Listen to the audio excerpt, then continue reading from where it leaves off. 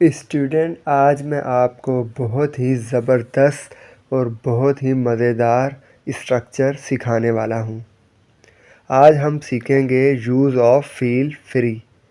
Feel free structure, इसका मतलब खुल के, आज़ादी से, बिला झिझक, खुल के कॉन्फिडेंस से और बिल्कुल आज़ादी से। जैसे हम कहते हैं ना, मंड के खाओ, खुल के बोलो, खुल के जियो, खुल के खेलो। तो इसके लिए हम फील फ्री वर्ब की फर्स्ट फॉर्म यूज़ करते हैं। तो आइए चलते हैं इसकी एग्जाम्पल्स की तरफ। अब चलते हैं। फील फ्री, खुल के। Feel free to eat food, खुल के खाओ।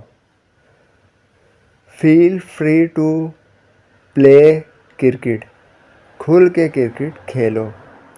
Feel free to take tea, खुल के चाय पियो। Feel free to have love, खुल के प्यार करो।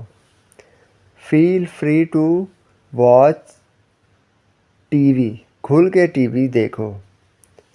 फील फ्री टू स्पीक, खुल के बोलो।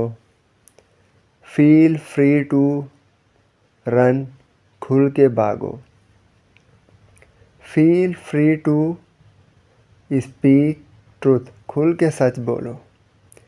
Feel free to be happy, खुल के खुश हो जाओ।